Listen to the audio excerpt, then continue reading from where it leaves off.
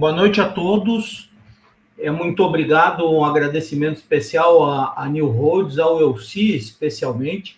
Eu quero dizer para vocês que hoje de manhã eu conversei com o Elci, agradeci ele pela oportunidade que ele me deu de rememorar esse momento fantástico da minha vida, que foi justamente a parte da concepção desse trabalho do Crema, que está completando 20 anos, né? Muito a comemorar, muito caminho a trilhar.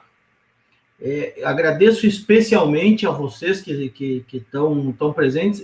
Conversei com o Elci também. Esse é o tipo do webinar que não interessa para muita gente, porque ele é extremamente direcionado para quem mexe com programas, não tem nada a ver com controle de qualidade de asfalto, não tem nada a ver.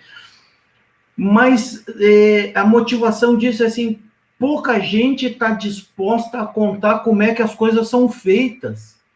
E esse é uma coisa que eu gosto muito, de guardar as recordações para depois reaproveitar em algum momento. Como é 20 anos, tudo que é aniversário tem que ter bolo. Então, a gente... deu um probleminha. Agora foi. Então, já temos o bolo de aniversário do Crema para a gente poder comemorar.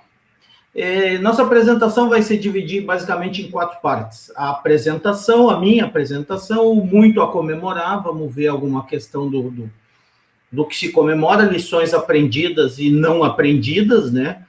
E o caminho que tem para frente ainda para trilhar. Quem não me conhece ainda, eu sou o Paulo Pinto, sou formado em Engenharia Civil em 89, minha turma seria de 88, uma greve jogou a gente para o ano seguinte, então eu sou formado em 89, sou mestre em Geotecnia e Pavimentação pela URGS, e na URGS eu desenvolvi uma modelagem de um sistema de gerenciamento de manutenção para rodovias não pavimentadas. Esse país tem esqueceram de mim 1, esqueceram de mim 2, esqueceram de mim 3. Esqueceram de mim 1 é as não pavimentadas. Tá? Parece que elas não existem, elas só são lembradas na época da safra. E o esqueceram de mim 2 é a operação rodoviária. A gente tem muita operação rodoviária em concessão, mas muito pouca operação nos departamentos. Então, eu tive a oportunidade de trabalhar com não pavimentadas, onde desenvolvi um sistema de gerenciamento da manutenção para rodovias não pavimentadas. Eu tenho 3 especializações: gerenciamento e fiscalização de programas rodoviários, política pública e governo, que eu fiz em Brasília, e sistemas de computação. Em época de currículo dando problema, daí toda hora, eu faço questão de colocar aqui incompleto. Não venham depois dizer, Paulo Pinto disse que ele veio especialista, não, ficou incompleto. Eu não entreguei a monografia, mas concluí todos os créditos. E uma coisa que eu coloco no meu currículo sempre, que eu fui estagiário na Superintendência de Fiscalização e Controle do DAER. Por que eu ponho isso? Porque desde 86 eu sou rodoviário. Eu estive no setor rodoviário, trabalhei na fiscalização da construção de rodovias, já como estagiário. No setor privado, eu saí, então, já empregado da SFC, fui implantar 2 rodovias, na realidade, uma vicinal e uma estadual. Depois eu fui para o Mato Grosso, onde eu tratei da conservação e restauração de rodovias, na 163-364, a 163-364 já em 92 e 93, ela já era um caos de quantidade de veículos, caminhões, e há horas que está pedindo para ser privatizado. Depois eu saí lá do Mato Grosso e fui para Brasília trabalhar no planejamento e orçamentação, mas continuei trabalhando com a conservação, restauração e implantação, especialmente de vias nas cidades satélites. Saí da empresa privada em 94 e caí direto no DNR, onde eu integro a turma do Olímpio, que está aí nos assistindo, o Joni Marcos, que também estava na EPL, não sei onde é que o Joni anda, tinha o Sidney Boareto, nós fazíamos uma turma muito boa. o Wanderson, que devem estar no DENIT hoje. Saí do DNR em 99 para vir para o DAIR. E depois eu dei um tempo no DAIR, em 2009, mais ou menos, para 2010, e aceitei um convite do Banco Mundial para ser consultor do Banco Mundial. Tirei uma licença, fui para o Banco Mundial. O Banco Mundial usava metade do meu tempo, então a outra metade do tempo eu fui trabalhar com fazer programas de manutenção para concessionárias de rodovia, junto com o pessoal da Pavecis Engenharia. Foi uma época que eu me mudei para Campinas, e até que o Tribunal de Contas me chamou. Então, hoje, eu sou auditor público externo do Tribunal de Contas do Estado, do Rio Grande do Sul. O pessoal pergunta assim, não põe que é auditor. Eu acho sempre que falar que eu sou auditor é meio que dar um carteiraço, assim, sou auditor. Não, eu sou engenheiro civil, igual a vocês. Fico satisfeito de ver essa gurizada nova, tal o Bernardo Filippo aí, que é um guri novo do Tribunal de Contas, né? Fico satisfeito de ver que tem gente interessada no setor rodoviário. Quando eu me formei em 89, o setor rodoviário era terra arrasada, né? Então, não tinha praticamente nada de emprego, não tinha. Então, quem ia para o setor rodoviário porque ia sofrer. Todo mundo estava indo para empresa de construção civil, Encol, não sei o que, eu só estava bombando, então eu fico satisfeito de ver que ainda tem gente que encampou o rodoviarismo. Durante esses 34 anos, nos últimos 20, especialmente, eu trabalhei na montagem de 5 programas de manutenção. Um deles, o CREMA, que nós estamos falando agora, os 20 anos. Por que os 20 anos do CREMA? Porque em 30 de junho, foi publicado no Diário Oficial do Banco Mundial, que é o Development Business, foi publicado o chamamento para pré-qualificação. Quer dizer, qual é que é o momento para comemorar o aniversário de um programa? É quando você decidiu levar para frente, quando você fez o contrato, qual é o momento? Eu selecionei 30 de junho, então 30 de junho de 2000, eu botei como certidão de nascimento do CREMA. E foi uma parceria com a Dynatest do Brasil, o professor Ernesto Preusler, o Peter Van Hagen e o André trabalharam direto nesse projeto, e foi uma experiência muito interessante, sem contar a parceria do pessoal do Banco Mundial. O Jacques Sellier era o Task Manager, o Jean-Claude era um engenheiro especialista, e o Aymeric estava entrando no banco. Então, foi uma parceria muito interessante, sem falar no pessoal do DAIR, né?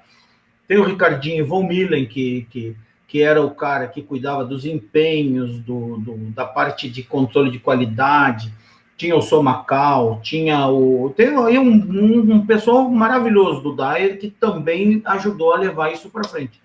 Isso tudo dava tranquilidade para a gente poder trabalhar.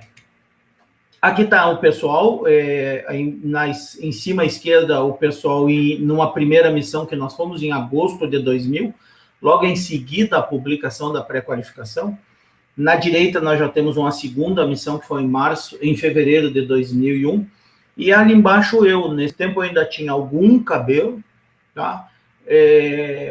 Porque 20 anos atrás, gente, 20 anos atrás.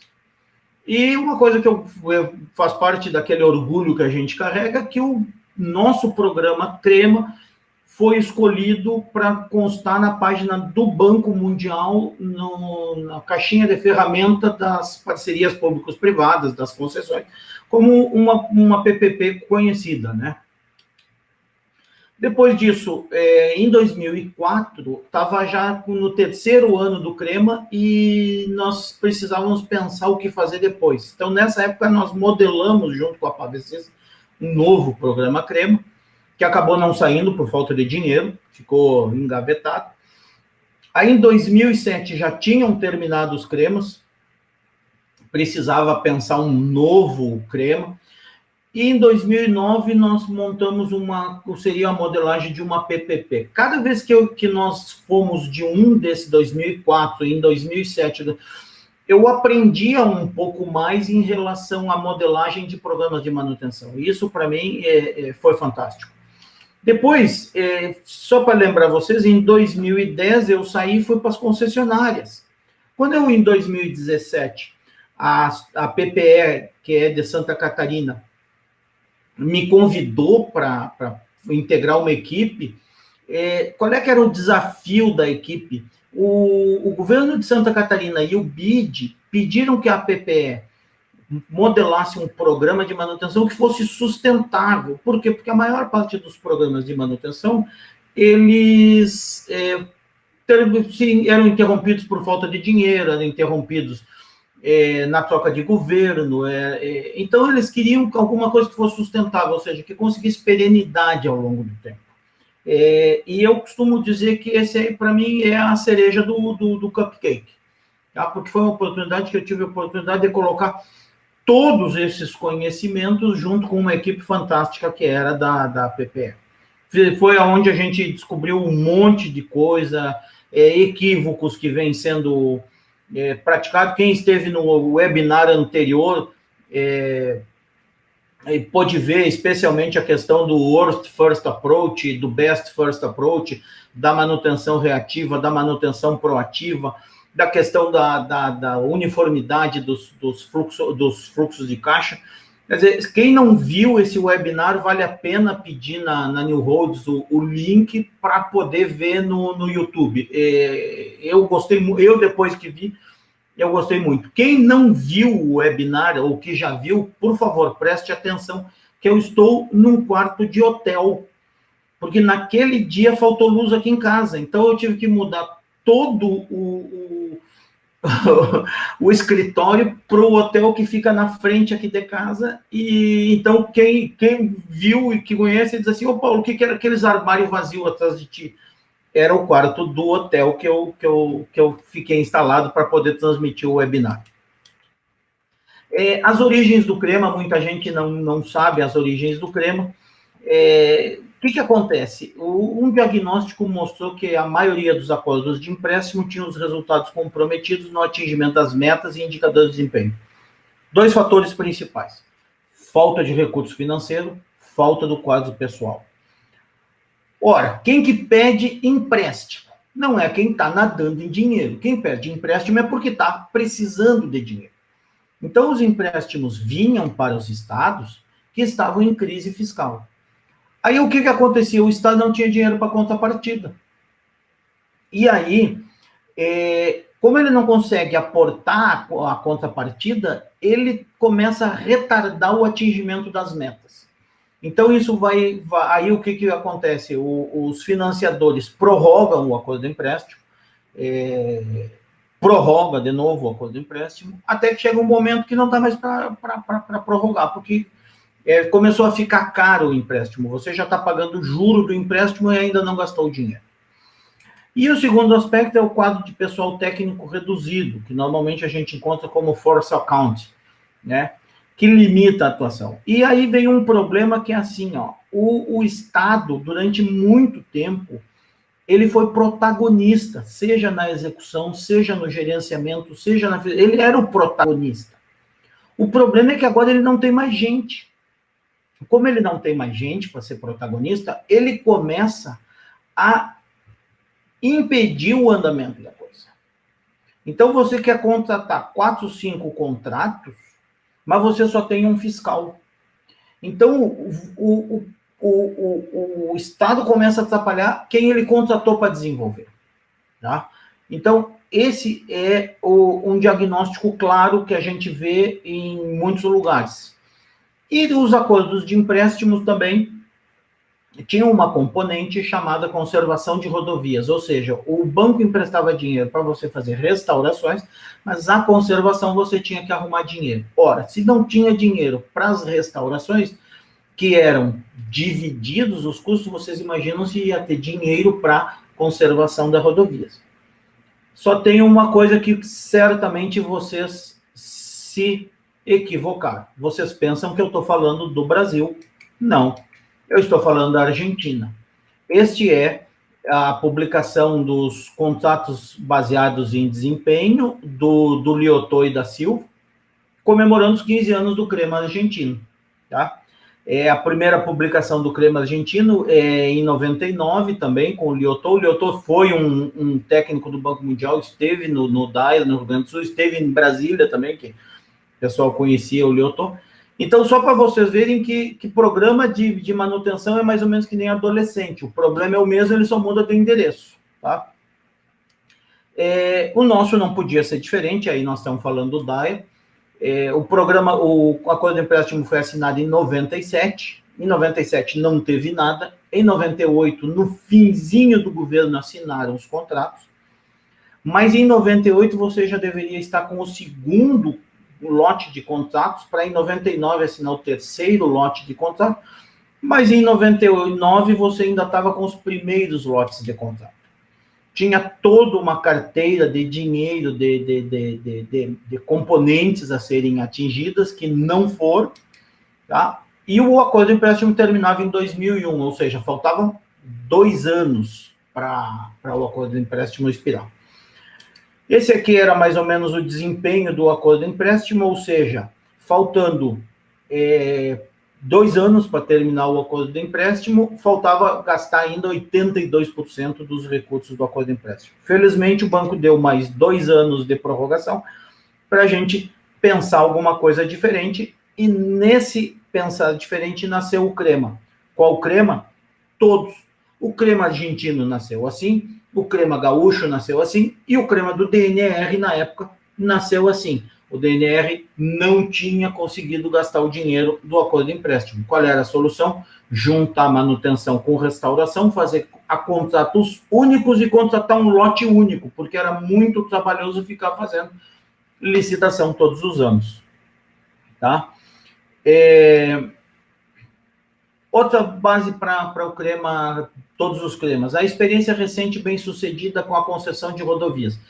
Isso aconteceu na Argentina, isso aconteceu no Brasil, isso aconteceu no Rio Grande do Sul.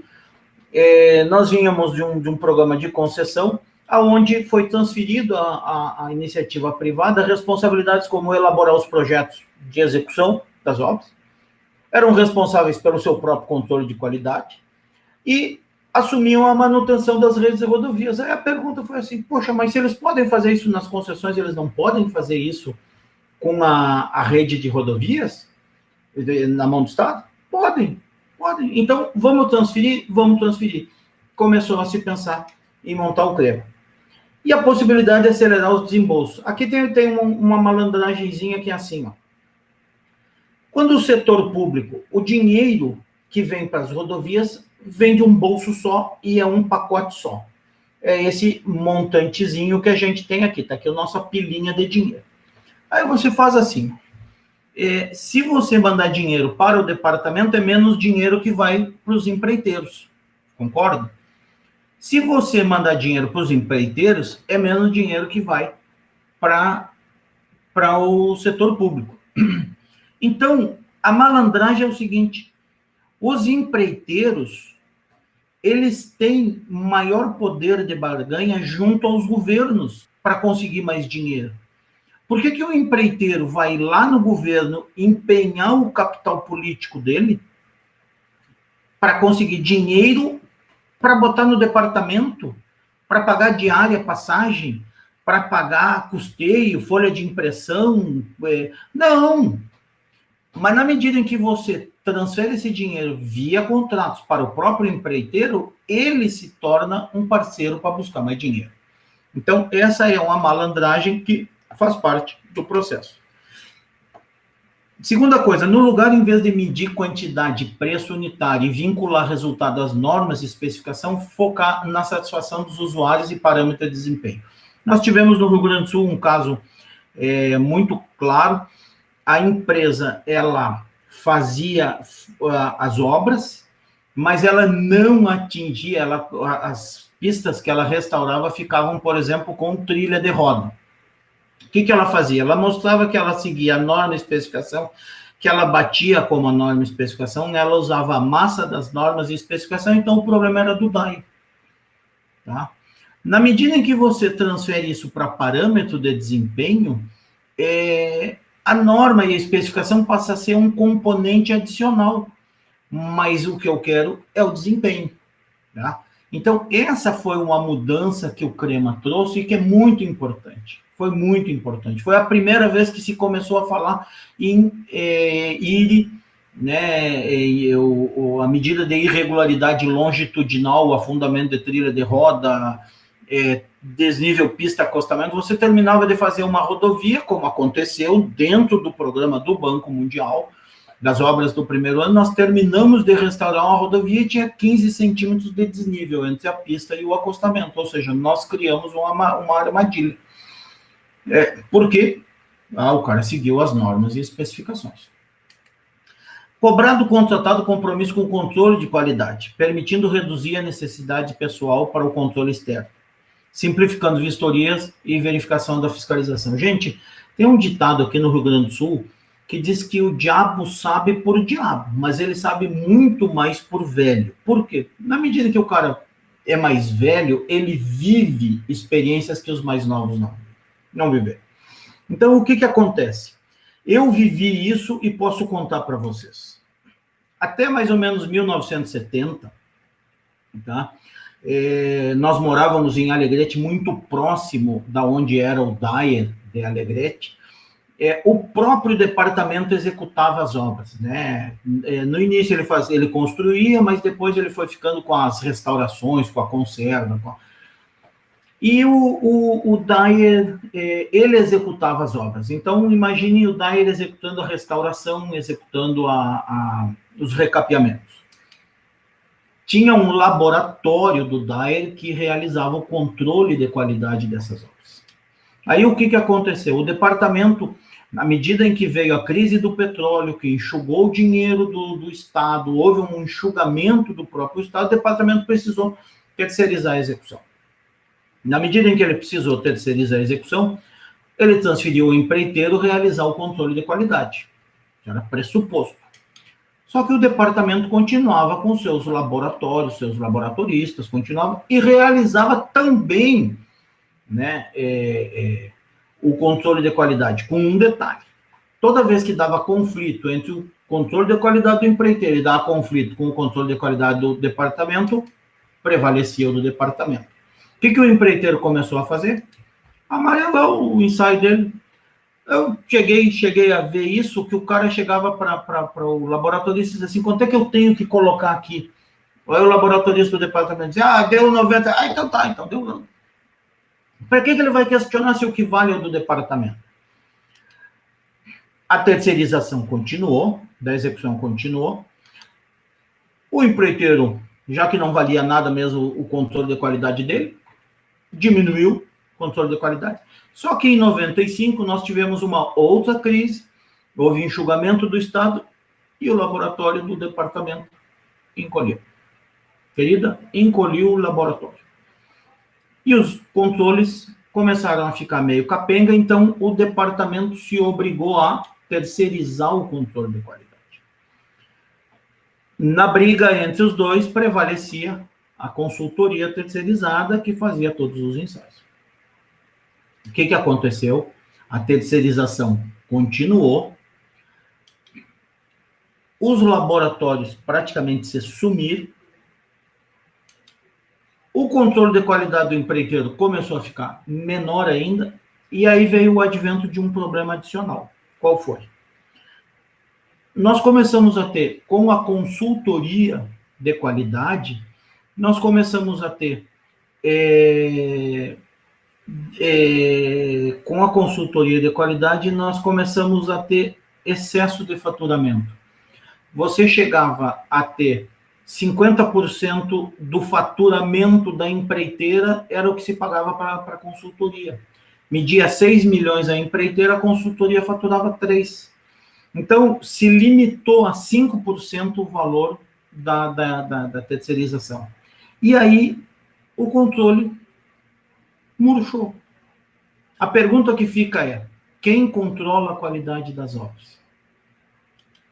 Ninguém. Tá? Por quê? Porque a consultoria não pode ir além porque ela está limitada pelo faturamento, o laboratório não tem mais e o empreiteiro não faz mais. Essa é a crise, a epidemia que nós vemos de Covid rodoviário, tá? O famoso asfalto sonrisal, que não pode ver água que se desmancha, o buraco conhecido por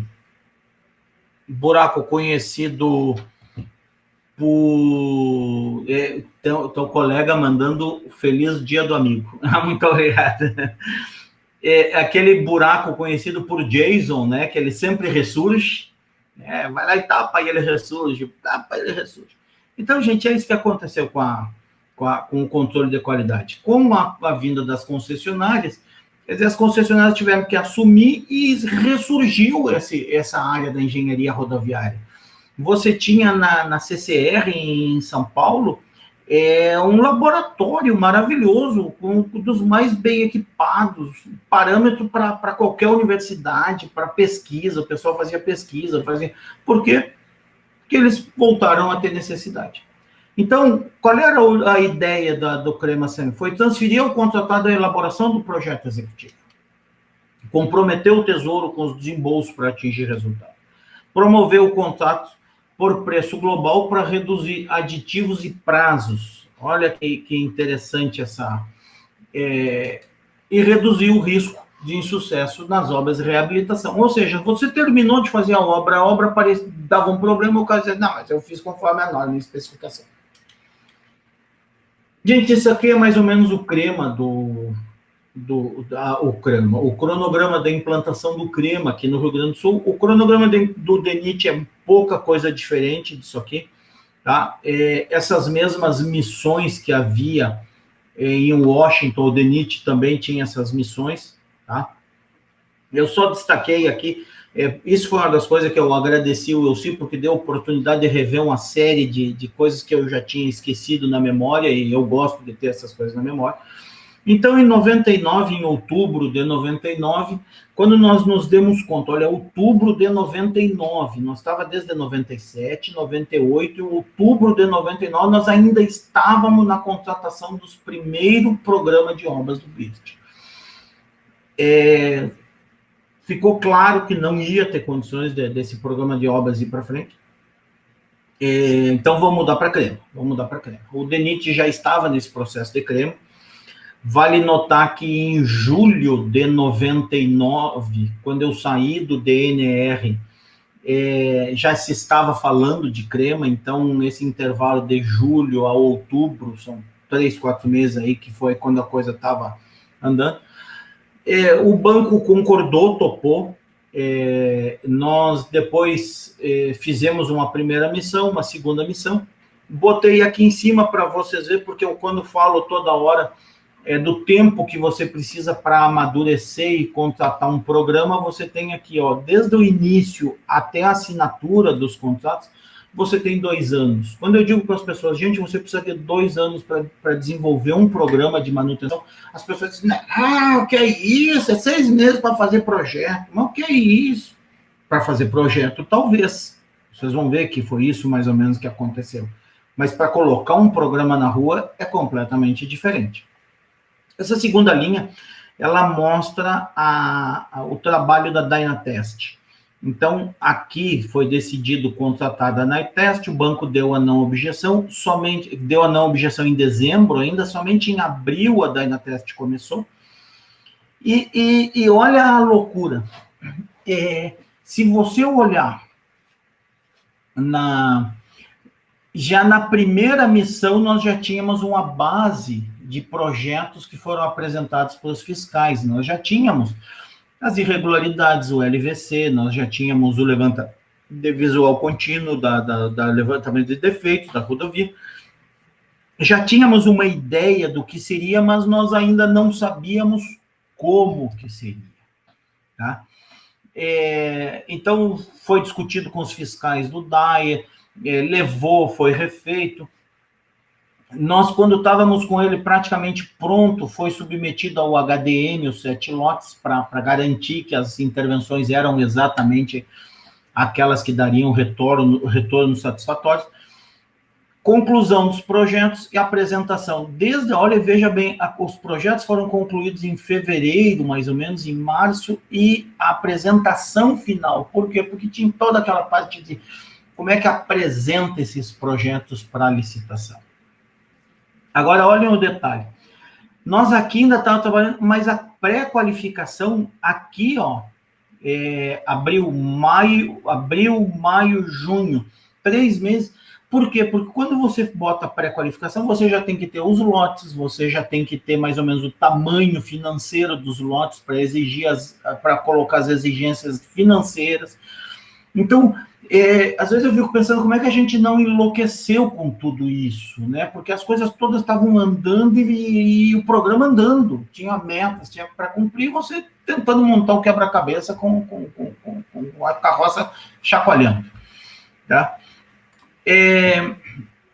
Tudo isso foi feito, tá? Aqui lotes, valores referenciais para contratação em 30/6. A assinatura dos contratos aconteceu em dezembro de 2002, em janeiro foi dada a ordem de início, porque era o último ano do governo. Todo esse esforço, e em junho, julho, as obras pararam por falta de recurso financeiro. Ou seja, velho adolescente de guerra, só mudou de endereço, tá? Eu marquei aqui 2003, porque em 2003 entra um novo governo e encontra todos os contratos paralisados. Pior, você se lembra lá atrás que o banco prorrogou o acordo de empréstimo até 2003? Pois bem, em 2003 ele terminava. E aí, na troca de governo, você estava terminando o acordo de empréstimo com 7 contratos sem recurso financeiro. Tá? Então, isso é uma parte da sustentabilidade que eu falo sempre. Da sustentabilidade financeira não tem nada a ver com projeto, gente. Não tem nada a ver com projeto. Botar rodar HDM, tá? Não tem nada a ver com controle de qualidade. Faltou dinheiro. Em que parte você coloca a questão do dinheiro para dentro dos programas de manutenção? Aqui só um documento para comprovar que 25 a 27 de outubro de 99, o banco esteve em missão no Rio Grande do Sul. E que ficou acordado que o Dair vai apresentar uma carta convite, termo de referência, para fazer a licitação para contratar o projeto. Aí nós dizemos, pessoal, vai 1 ano para fazer isso tudo. Aí o banco autorizou que a gente contratasse a Dynatest direto. Esse aqui eu peguei também do meus Alfarraba, eu achei ótimo, porque eu consegui recuperar isso aqui. Em Washington eu destaquei. Isso aqui é assim, ó. O meu pai costumava dizer que a memória está na ponta do lápis, tá?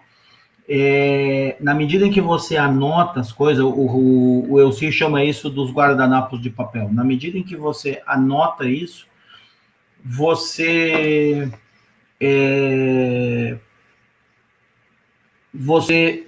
está memorizando, tá? E eu tenho essa mania até hoje, eu anoto, e depois a gente dá uma revisada e descobre que você relembra tudo aquilo que você vivenciou. Então, o que aconteceu? Isso aqui eles diziam, Paulo, verifica se é legal e pode colocar um adiantamento. Na época, a legislação brasileira dizia que não podia colocar adiantamento Então, nós tínhamos que tentar ver como que nós íamos... que os serviços iam ser pagos mensalmente e as obras pagos por quilômetro, mas tinha que ver como é que ia fazer isso direito. Aqui tinha umas coisas interessantes assim, ó, manter ênfase na manutenção e restauração. Por quê? Você tem dinheiro de fora. Você tem uma série de melhoramentos. Qual é a primeira ideia? Trazer os melhoramentos para dentro do contrato. Tá? E aí começa a encher um contrato de manutenção e restauração com melhoramento. Tá? O que o banco dizia? Aumenta o risco para o empreiteiro e aumenta o custo para o DAI. Quer dizer, gente, vamos fazer manutenção e restauração. Outra coisa aqui que foi muito interessante que... Você se lembra que o programa parou por falta de dinheiro? Pois é. Lá nas reuniões em agosto, tá? De 2000, o cara do banco diz assim, nós temos que verificar como anexar os pagamentos aos níveis de desempenho, tá? Uma multa. Uma multa para quem? Para o Dyer. Se o Dyer não tiver dinheiro, eu tenho que anexar os pagamentos ao nível de desempenho. Se faltar dinheiro, eu tenho que punir o Dyer. Porque nós estamos fazendo um programa que é baseado em desembolsos. Eu boto dinheiro, o cara melhora a rodovia, eu cobro o indicador de desempenho. Então, o dinheiro e o indicador de desempenho estão interrelacionados. Verificar como anexar os pagamentos aos níveis de desempenho. O que todo mundo dizia? Não, não vai faltar dinheiro, não vai faltar dinheiro. Faz lembrar daquele personagem da televisão que dizia, eu acreditei. Tá? É isso, tá? Sempre houve essa preocupação com limitar o fluxo financeiro, ou seja, o limite mínimo e o limite máximo, como se fosse uma curva granulométrica que o empreiteiro tinha que se deslocar ali dentro. Depois no vídeo vocês podem ler melhor o resto da... aqui tinha uma coisa interessante assim, ó. O nosso edital era um avanço em relação ao do DNR. Por quê? Porque o pessoal do DNR fazia elucubrações com fluxo de caixa e engenharia econômica. Aquele blá, blá, blá do DNR, isso dito lá, e eu só escrevia. Valor presente líquido. Os empreiteiros acabarão contratando um analista econômico. Vou mostrar para vocês, eu separei aqui para fazer um exemplo de como é que isso funciona. Então, assim, vocês imaginem, nós temos 5 anos de obra. No primeiro ano gasta 2, no segundo 2,5, no terceiro 1,5, no quarto 1 e no outro meio. A soma total deste contrato é 7,5. Mas se nós aplicarmos uma taxa de retorno de 6%, nós vamos chegar a valor presente 6,54. Por quê? Porque o valor presente é muito influenciado por esses valores mais próximos. Esses daqui vão ser trazidos descontando a taxa de interesse. Agora eu pego um empreiteiro malandro e diz assim, mas então se ele vai selecionar por valor presente líquido, eu vou jogar as minhas intervenções mais para frente. E olha o que ele faz. Ele faz 2, 2, 1,5, 1 e 1. Qual é o valor do contrato? Exatamente o mesmo. Mas o valor presente líquido, 6,47. Ou seja, se a licitação fosse por valor presente líquido, ganharia esta segunda composição. Tá? Não era isso que se queria. Então, essa era a discussão que o DNR travava. Nós passamos 1 dia e meio discutindo, montando com cada um dos lotes o que nós tínhamos, como é que dava para fazer, e chegamos à conclusão que a interferência do valor presente líquido, neste caso, era muito insignificante, de forma que valia a pena continuar, como estava simplesmente o preço da proposta. Aqui, novamente, a preocupação a definir um cronograma máximo de desembolso e atrelar parâmetros mínimos ou seja, ele não pode passar desse gasto, mas ele tem que atingir isso, estabelecer essa curva de desempenho. Aqui tinha um outro problema que era o projeto executivo. O que se queria? Queria um projeto executivo da execução. Mas no DNR, na época, havia uma pressão das consultoras muito forte, porque na medida em que você transfere para a iniciativa privada a maior parte dos projetos, do controle e do acompanhamento, a consultoria ia ficar sem serviço. Então, havia uma pressão muito grande no DNR para quê? Para que o projeto executivo trouxesse a consultoria para dentro. Então, você ia fazer nivelamento topográfico das seções até a faixa de domínio, você ia fazer cadastramento de obra de arte, tudo isso dentro do projeto executivo. O que o banco imaginava? Que as exigências são tão grandes e associadas aos riscos, o DNR pagará um monte de dinheiro sem conseguir definir ou reduzir o risco do projeto básico. Quer dizer, do projeto básico pouco se mexia. O que fazia mais?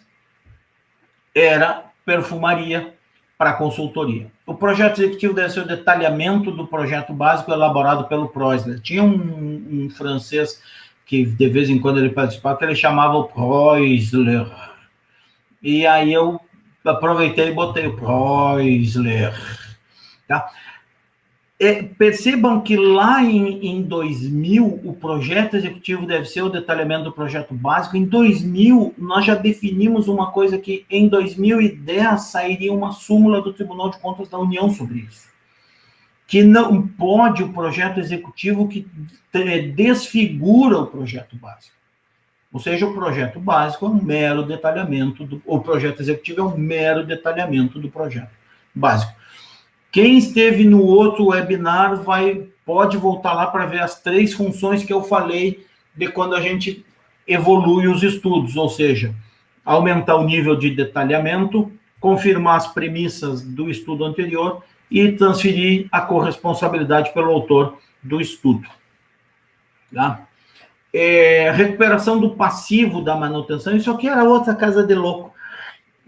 Por que isso? Porque o órgão nunca fez a manutenção, e aí você ia cobrar das empresas um desempenho que o órgão nunca conseguiu atender. Então, tem uma história maravilhosa que o pessoal do Dyer, por exemplo, queria fazer roçada com 6 metros de largura. A estrada estava tomada de mato por falta de roçada, mas já que nós vamos contratar, vai ser 6 metros. E o pessoal do Dyer, e eu era o coordenador, o interlocutor entre o Dyer e o Banco Mundial, o pessoal do Dyer não queria conversa. Era 6 metros, por questão de segurança. Aí o francês do Banco Mundial disse assim, pessoal, vamos resolver esse problema. Essa roçada é muito importante para vocês, que não podemos mexer nela. Sim, é muito importante e não pode mexer. Não tem problema. O Dyer paga essa roçada. Na hora, passou de 6 metros para 2. Simples assim. Tá? Quer dizer, é muito importante, bota dinheiro. Se você não tem coragem de botar dinheiro, é porque não é importante. Simples assim. Tá? A manutenção especial também. A manutenção especial era uma forma de dar rapidamente segurança e conforto para o usuário. Tá? Inclui apenas a sinalização horizontal e vertical, talvez 1 ou 2 mais itens. Olha a lógica do francês. Uma coisa é especial porque é única, ou 2. Quando começa a ser um monte, não é mais especial. Nada é especial que é um monte. Tá? Então, era mais ou menos isso. A manutenção especial começou a vir tanta coisa para dentro que deixou de ser especial. A metodologia de fiscalização, havia um medo concreto de que a fiscalização muito rígida fosse ruim para o empreiteiro. Por quê? Porque o empreiteiro já estava assumindo um risco muito grande de um monte de coisa. Na medida em que você começa a conversar e ver a boa vontade e a proatividade das empresas em relação a isso, você começa a achar outras formas de deixar a fiscalização rígida sem que pareça um exagero, né? E o que acontece? Isso aconteceu quando você vê lá, que eu digo assim, que o nosso edital do CREMA foi base para o CREMA do DNR, é fato. Por quê? Porque da forma que estava o edital do DNR, quando eles colocaram para as empresas apresentarem propostas, os orçamentos, as propostas que vieram das empresas eram praticamente o dobro do orçamento estimado pelo DNR. Então, se o orçamento estimado era 10, a proposta era 20. Tá? Se eu não me engano, eu tentei achar esses documentos, mas 20 anos tem muita coisa que a gente já não sabe mais onde é que anda. Mas eu me lembro que na ordem assim, de 90% a 100% de ágio em cima do orçamento estimativo. Como o nosso edital já estava pronto, seguindo uma outra tendência, tá? O que aconteceu? O banco perguntou se a gente podia passar esse edital para o DNR, nós passamos. Na época eu me lembro que era o Coronel Bastos, não sei se ele ainda é coronel, não sei se, mas ele era o Coronel Bastos na época, Jorge Bastos, o nome dele. O Coronel Bastos, nós passamos o edital, o edital foi para a rua e foi contratado. Então, o nosso edital, de fato, acabou sendo a base para o edital do DNR. Tá? Isso aqui ficou clássico, a multa deve ser 2 vezes o valor do serviço. E isso aqui que eu tenho um texto que o pessoal da New Roads pode passar para vocês, está lá no blog da New Roads, que eu conto que o Preussler me cobrava que nós tínhamos que achar uma solução para a questão das multas, exatamente por isso, porque a burocracia brasileira pode acabar o programa e o empreiteiro não pagou a multa. Tá?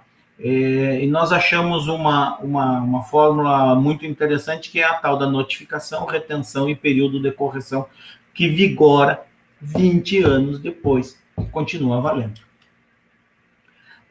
Aqui, questão de restaurações e melhoramentos, tá? Isso aqui embaixo, especialmente, é muito interessante. Nós terminamos de jantar com o Banco Mundial, estava uma discussão das manutenções especiais, que é a sinalização horizontal, a sinalização vertical, aquela conversa toda. Nós saímos e fomos dar uma volta em Washington. E o cara do Banco Mundial diz assim: então, o que vocês acharam das taxinhas? Não tinha taxinha, não tinha taxão nas ruas. Por quê? Porque isso é um risco para o condutor. Tá?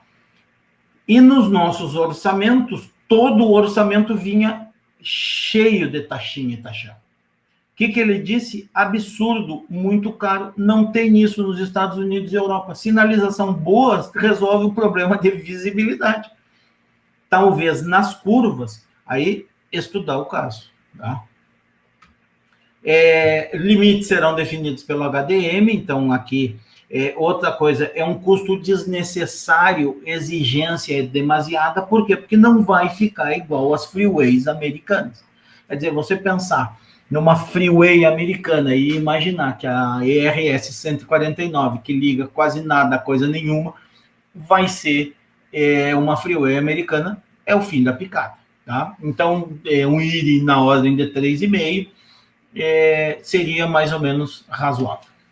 Isso aqui só para vocês verem o nível de riscava, voltava, começou com 3 níveis de tráfego, botava 2, botava 3, não, puxa para 3,5, não, quer dizer, ia para cima. Daqui a pouco a gente entendeu que era melhor tirar os 2, ficar só 2 níveis, que era mais simples, tá?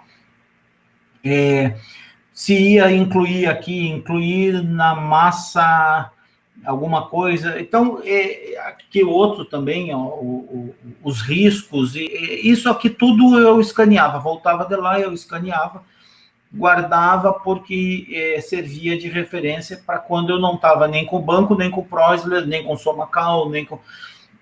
servia de referência. Isso aqui foi uma consolidação, mais ou menos, depois isso ainda acabou evoluindo. Tá? Passar para outra parte que é o muito a comemorar. Isso aqui foi uma invenção fantástica.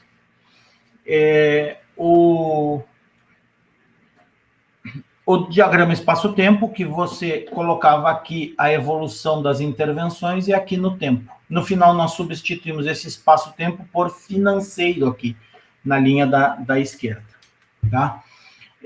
Isso aqui é outra coisa que me orgulha muito, porque começou em 31/8, um esquema para apresentação dos resultados, consultando o roteiro para monitoramento de obras e as instruções do Saul Birman.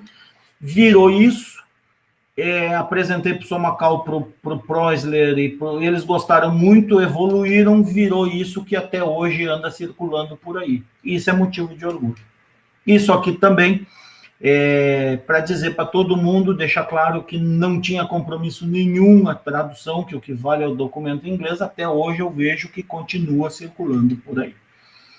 Esse da esquerda foi o que realmente saiu, e o da direita, o que não saiu. A quem viu o webinar anterior já viu que a gente insiste na questão do continuidade do programa, para a malha toda, não pode. Isso foi uma coisa que a gente aprendeu. Por quê? Porque quem não foi contemplado amargou o esquecimento.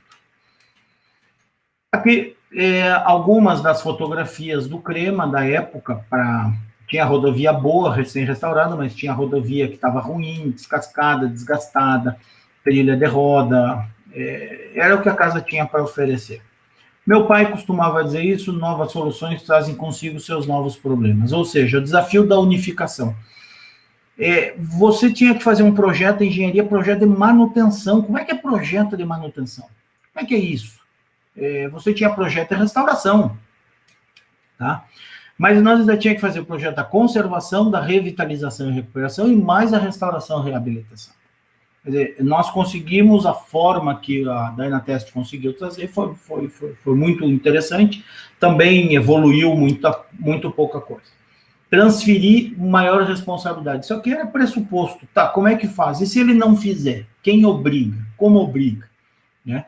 Dos 7 lotes que nós contratamos no Rio Grande do Sul, um deles foi rescindido porque o cara não queria fazer. Tá? Projeto de engenharia, 2 desafios. Veja só, quando nós contratamos o Preussler foi contratado por $75 o quilômetro. Mas nós estávamos pagando para o banco de projetos $6.000 o quilômetro. Ou seja, você tinha um projeto que custava $6.000. E aí me fez lembrar que tem um texto do Zaniewski e Mamluk, de 96, que ele diz que os projetos de reabilitação, esses projetos que nós estamos falando aqui em cima, ó, que você vai fazendo de reabilitação, eles têm prazo de validade, eles valem 2 anos, 3 anos, porque daqui a 3 anos é outra condição para reabilitação, disponíveis no FHWA, totalizavam 210 bilhões. Ele, para manter a malha nas condições, ele precisava de 50 milhões, mas o que vinha era 27. Quer dizer, qualquer semelhança com o Brasil é mera coincidência. Você abre a pesquisa CNT de rodovias, vê que o Brasil precisa de 50 bilhões para botar as rodovias, e o que chega para o DENIT é 5. Tá? Unificação da política de manutenção.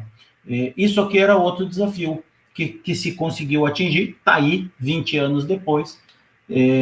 Conseguimos ganhos de eficiência na escala, ou seja, você juntou um lote maior de rodovias, você tinha perdas, ou seja, a conservação se estendia para além do ponto ótimo, porque o contrato de restauração não chegava, e a restauração chegava também atrasada e ficava mais cara. Então, você tinha mais caro na conservação, mais caro na restauração, na ordem de 30%.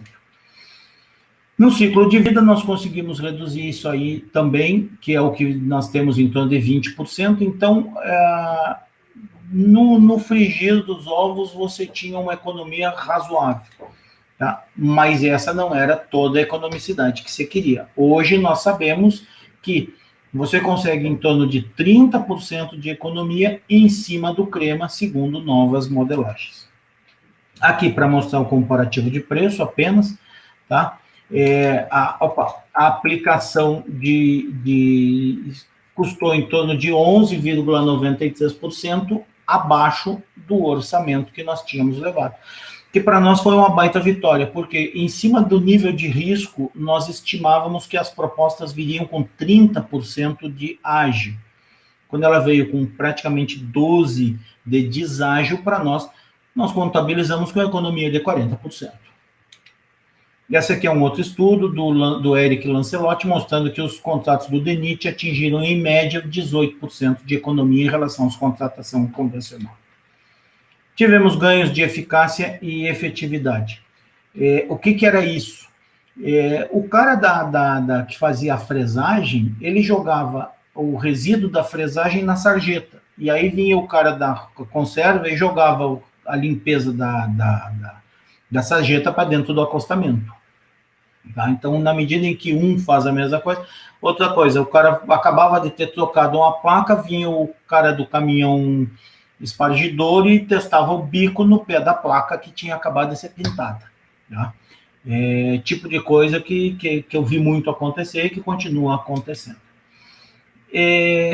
Efetividade. Atingimos as reabilitações e a manutenção pretendida. né? E os indicadores de desempenho, que nós tínhamos receio, eles de fato funcionaram e estão aí para mostrar. Aqui, lá no Alegrete chama laranja de amostra, né? São fotos para quadro do Crema, como é que ficou a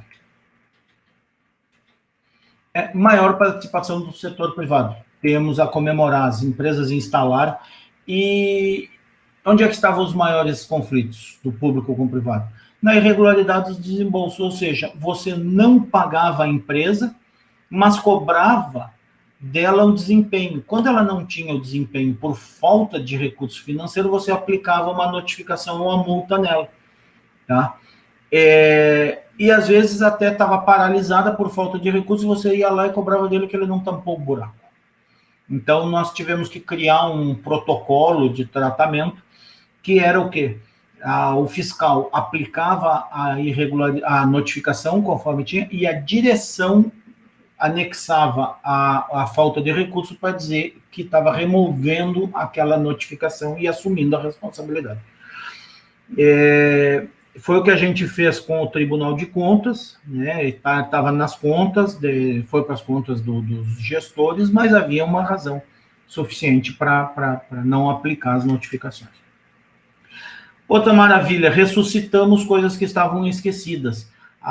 O microconcreto, a lama asfáltica, capa selante, intervenções que estavam desaparecidas, por quê? Porque todo mundo só queria fazer recap de 5 centímetros, recap de 5, recap de 5.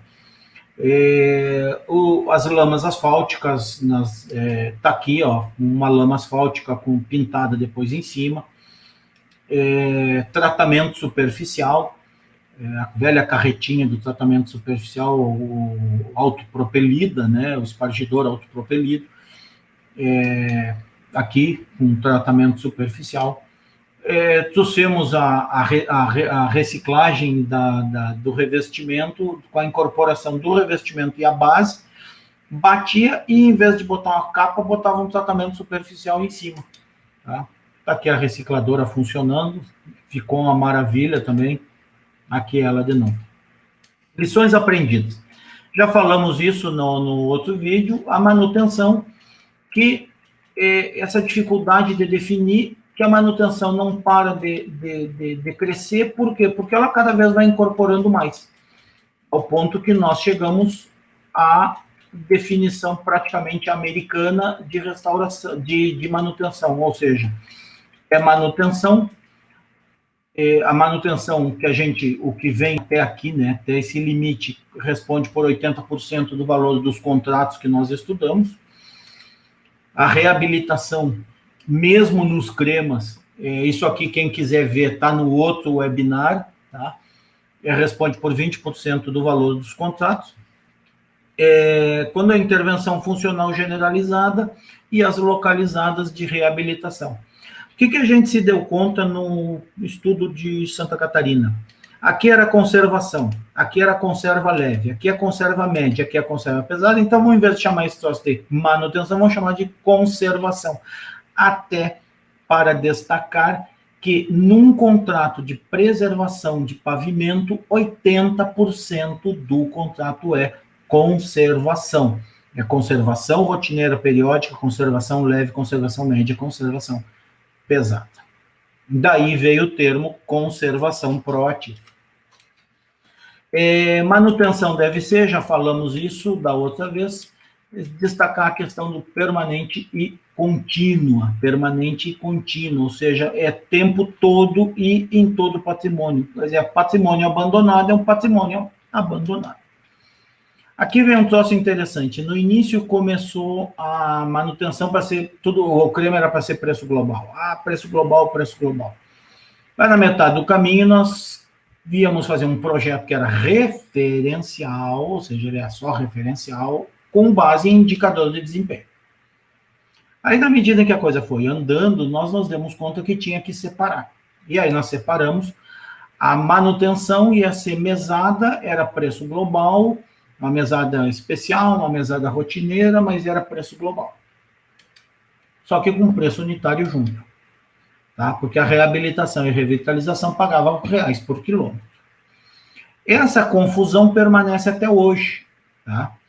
Você vê os acórdãos do Tribunal de Contas da União, ainda recente, dizendo que tem que definir como é que vai ser isso, se afinal. Na minha cabeça, é bem simples, é preço unitário, tá?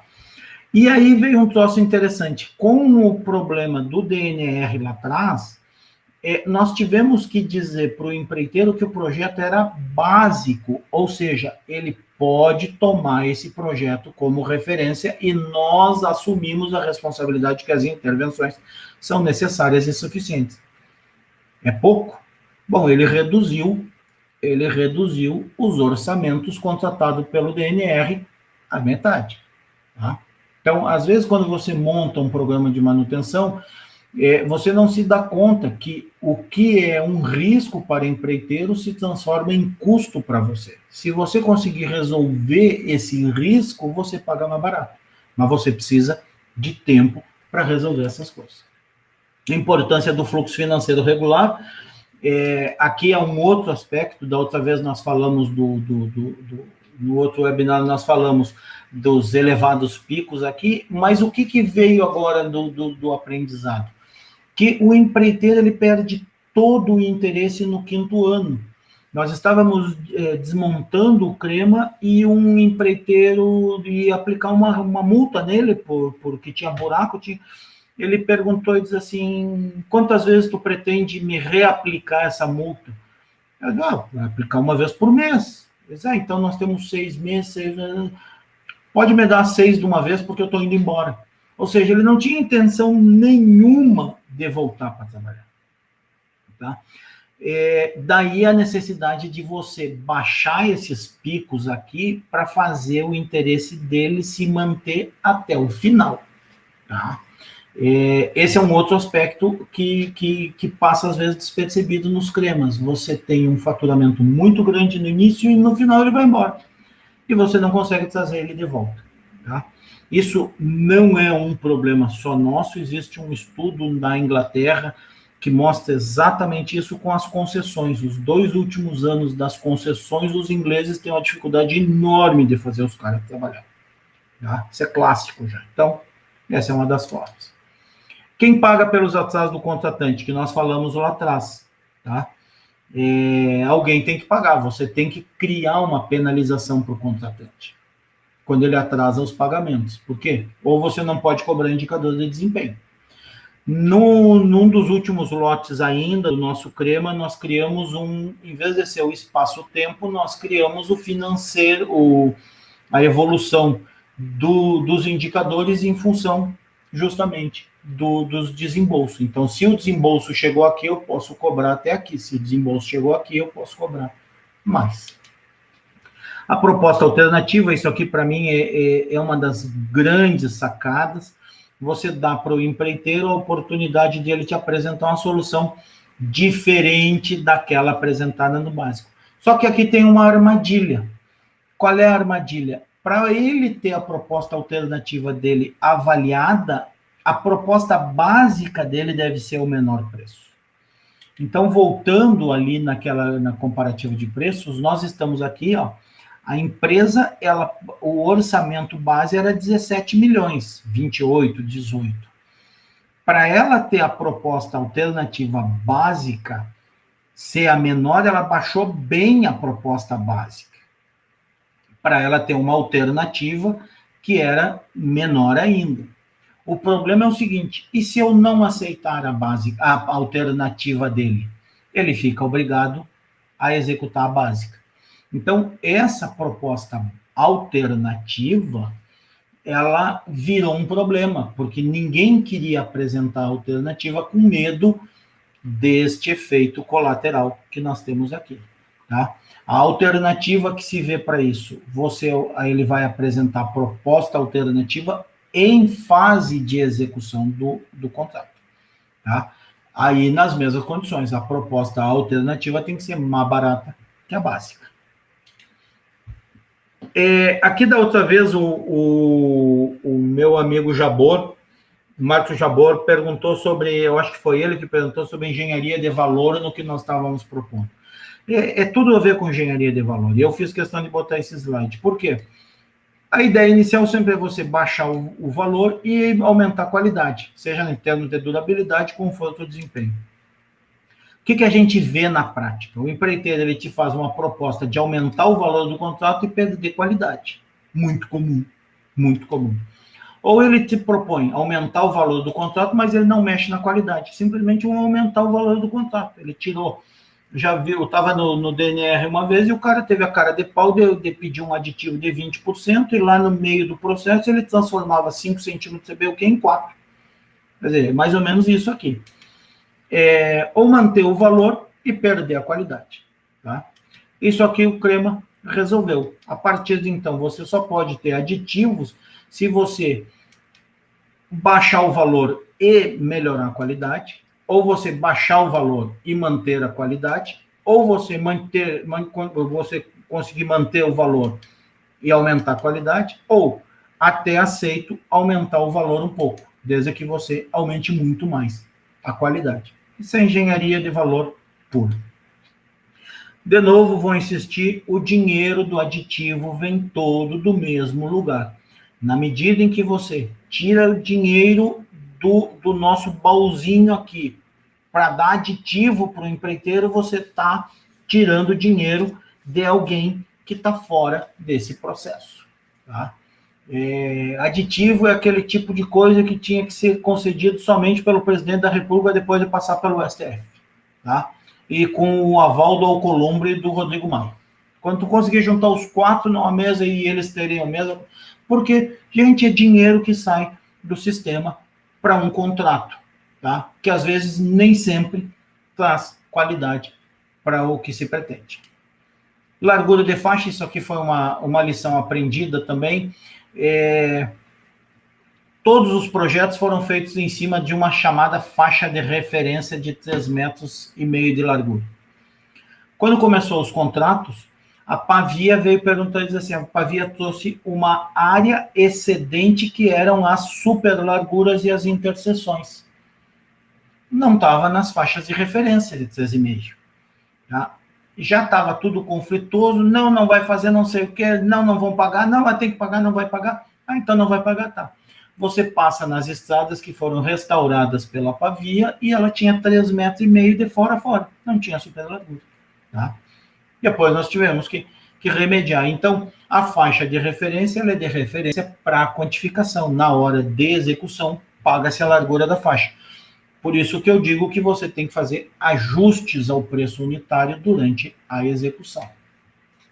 Pequenos detalhes, grandes diferenças. Sinalização horizontal e vertical.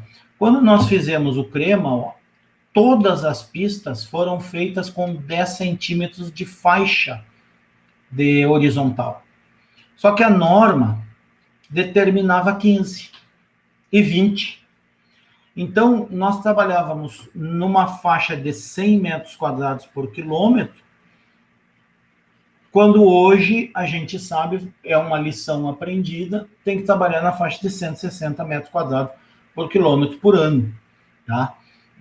Essa sinalização vai durar 2 anos, vai durar 3 anos, mas também ninguém sabia, não se tinha essas referências, faltavam os números, então a gente tinha que trabalhar com o número. Infelizmente não foi corrigido, ficou como vocês estão vendo na figura. A mesma coisa a sinalização vertical.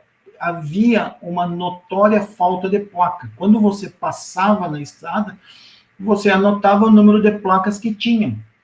Então, a sinalização vertical, a quantificação ficou entre 2 e 5 metros, quando na realidade 10 metros quadrados é mais ou menos o que se tem hoje.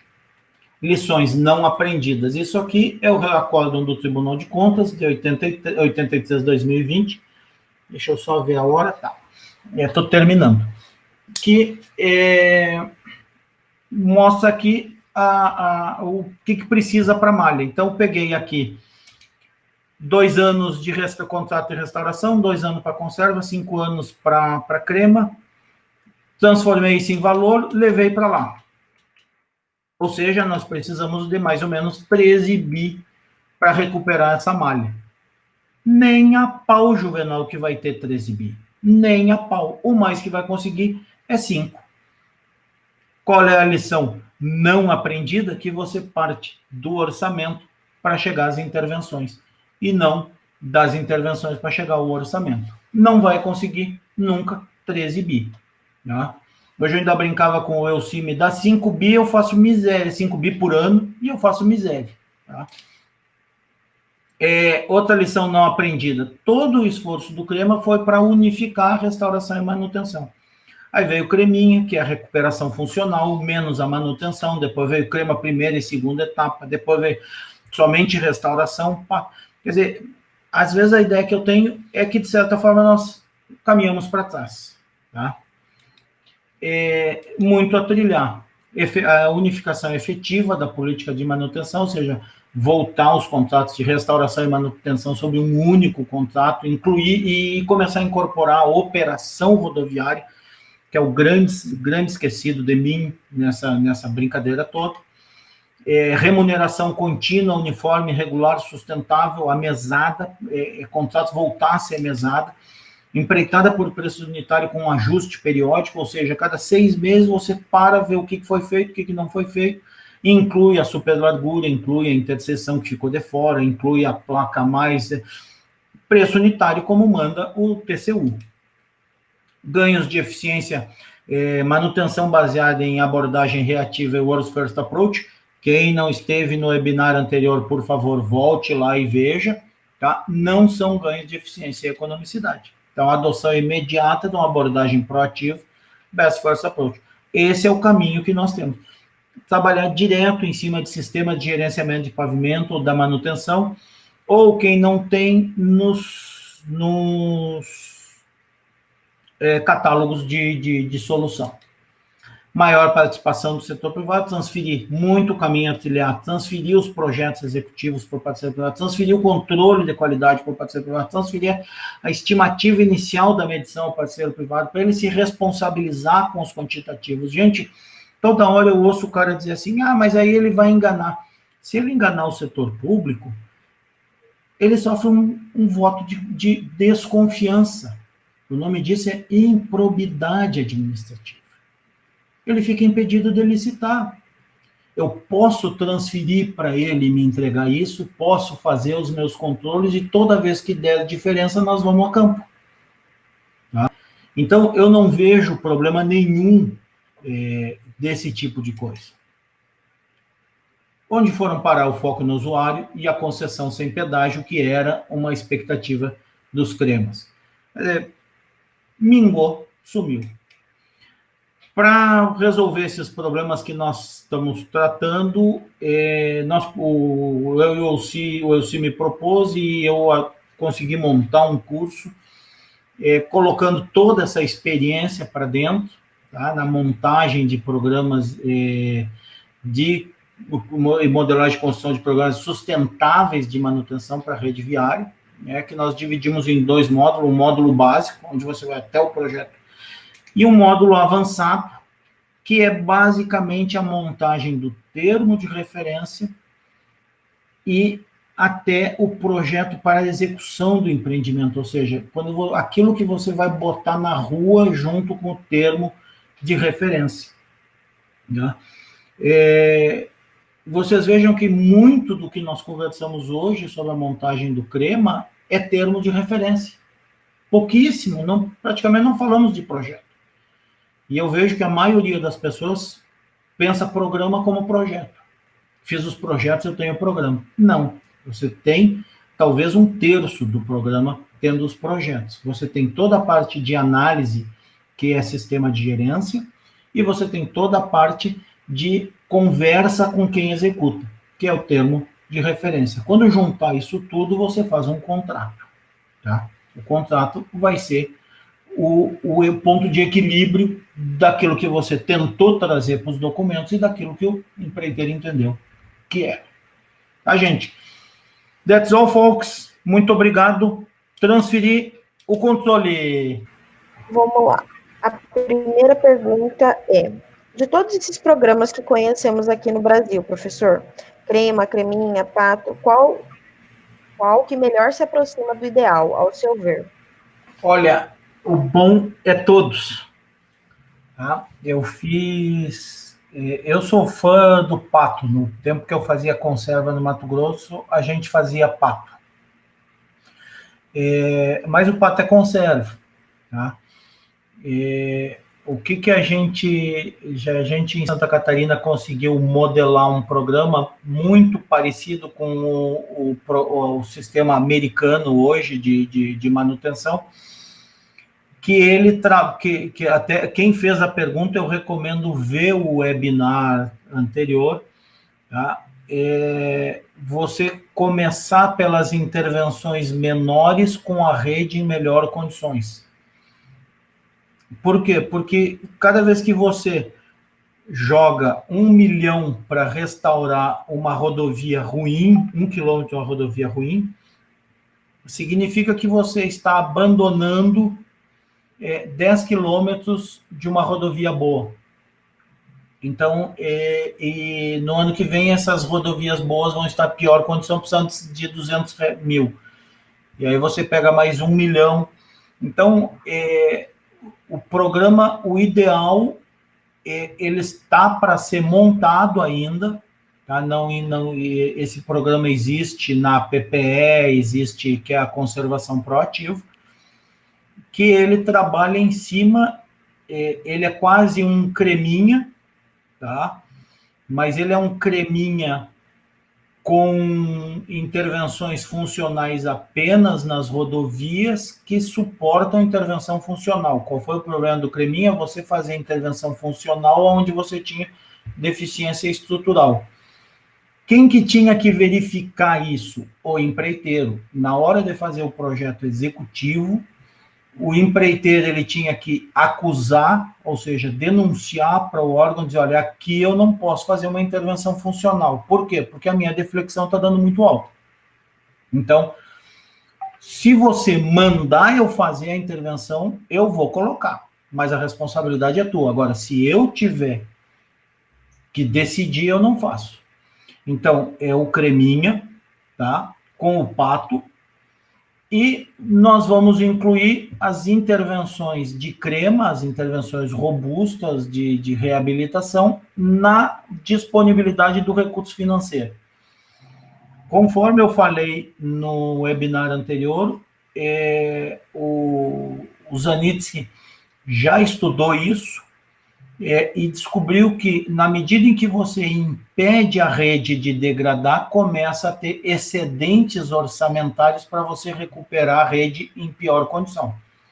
Qual é o efeito colateral? Como diz meu pai, novas soluções trazem consigo novos problemas. Você vai ter uma malha que vai estar ruim, que vai ser melhorada com o tempo. Não quer dizer que você tenha que deixar ela esburacada. Tem simplesmente que reconhecer que não há dinheiro para reabilitá-la. Mas ela vai ser conservada, vai ter tapa-buraco, vai ter... e ela vai mas e outra, você vai dizer para o usuário, dizer, olha, daqui a 5 anos essa rodovia vai estar restaurada. Tá? Então, é um misto de todos esses que estão aí, só que colocados de forma diferente na programação de execução. Próximo, professor. Uhum. Professor, acabou o contrato de gerenciamento do programa.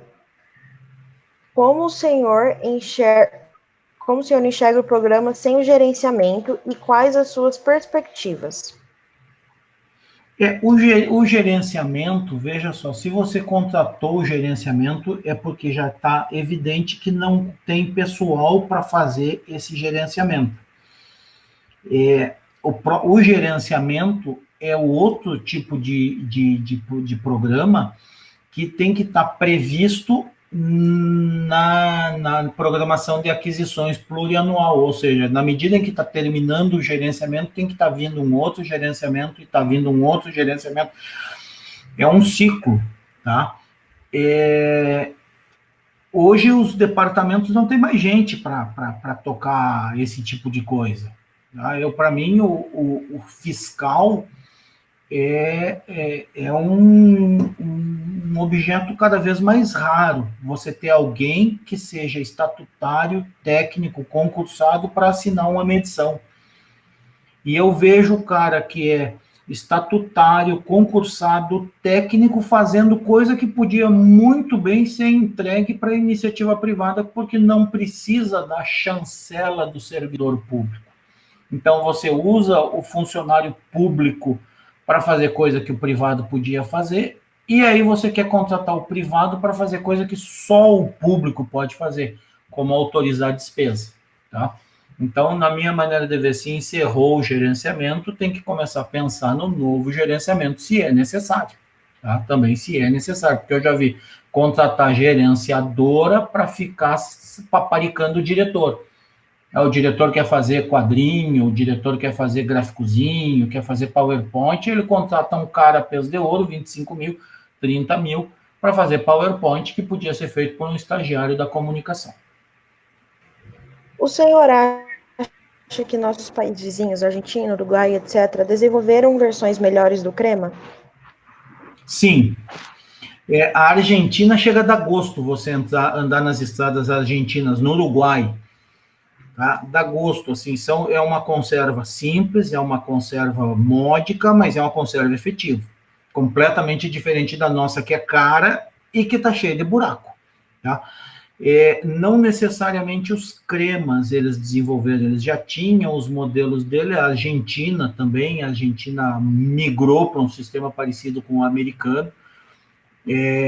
As estradas argentinas são muito boas, pelo menos o que eu andei e vi. O Uruguai também, nós tivemos no Uruguai há um tempo, e eu aluguei um carro para andar nas rodovias uruguaias, são muito boas. Então, me parece que eles acertaram a mão melhor que nós aqui no Brasil. Né? Qual desses programas atualmente é mais simpático ao Banco Mundial? Olha, o banco, a conversa que eu tenho com o pessoal do banco, assim, o banco ele empresta dinheiro. Quem define qual é o tipo do programa, qual é a abordagem do programa, a modelagem, fica a cargo do mutuário. A única exigência que o banco faz é que ele pede que os projetos sejam avaliados no HDM, que é uma ferramenta internacional, então serve de comparação para outros projetos. Mas para o banco é indiferente. Se o mutuário, por exemplo, quiser propor um novo programa para o banco e usar o HDM como uma ferramenta de suporte, pode usar até outro sistema de gerência, fazer a análise dos projetos no outro sistema, trazer para o HDM só para mostrar que eles são viáveis conforme as ferramentas do banco, e apresentar para o banco. Provavelmente o banco vai financiar, não vai ter problema de financiamento. O único problema vai ser você fazer alguma coisa que você não consegue demonstrar que é viável e nem sustentável, aí o banco vai brecar. Paulo, como você avalia o pagamento do insumo CAP, naquele percentual referencial inicial, não cabendo variação para menos e nem para mais, ou efetivamente executado, taxa real? Olha, o CAP, conforme eu falei ali atrás do controle de qualidade, tá? Um dos grandes problemas que eu vejo hoje do CAP é o seguinte: se eu sou órgão público, eu não sei o que eu estou pagando.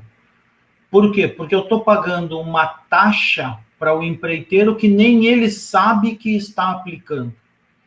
Então, eu vou contar para vocês o seguinte: nós fomos auditar uma obra aqui no Rio Grande do Sul, e quando eu voltei, essa obra é uma rodovia de destaque aqui no Rio Grande do Sul.